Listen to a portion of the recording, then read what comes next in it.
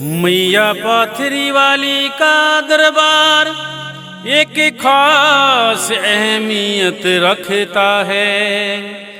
झोली सबकी भर देती है जो जैसी नीयत रखता है।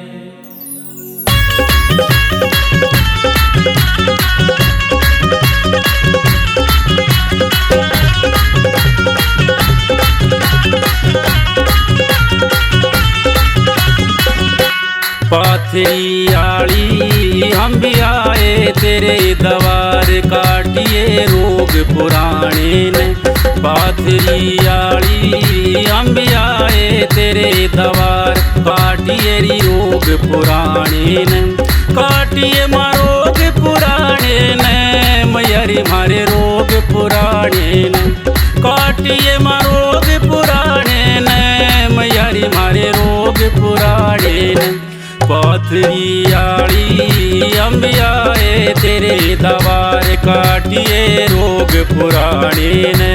मेरी मेरी मैया हम आए तेरे दवार, काटिए रोग पुराने ने। मेरी मेरी मैया हम आए तेरे दवार, काटिए रोग पुराने ने। काटिए रोग पुराने ने, काटिए रोग पुराने ने। काटिए रोग पुराने ने, काटिए रोग पुराने ने। एरी मेरी माता हम तेरे मंड पे आगे, काटिए रोग पुराने ने। काटिए रोग पुराने ने मयरी मारे रोग पुराने ने। काटिए रोग पुराने ने मयरी मारे रोग पुराने ने।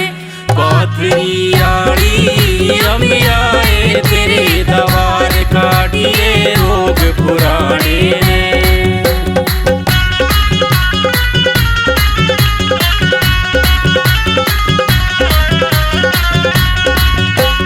कहते 60 में भर तेरे मेले, खुशियाँ बाट माँ भर भर झोड़े। चैत 60 में भर तेरे मेले, खुशियाँ बाट माँ भर भर झोड़े। मैया हम लाए तारक पूर, खा लिए ताजे खाने ने।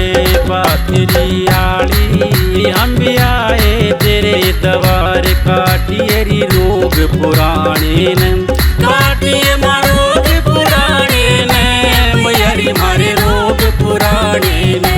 काटिए रोग पुराने ने मयरी मारे रोग पुराने ने। पाथरी आली हम आए तेरे दवार, काटिए रोग पुराने ने।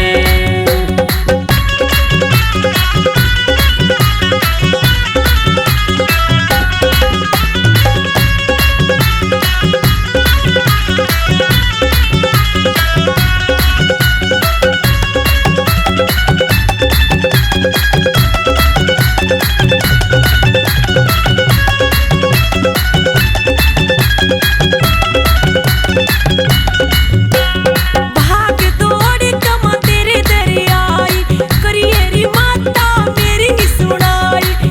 भाग दौड़ के तेरे दरियाई, करिए री माता मेरी सुनाई। एरी मेरी मैया दर दर की ठोकर खाई, टोहू थी सही ठिकाने में। एरी मेरी माता दर दर की ठोकर खाई, टोहू थी सही ठिकाने में।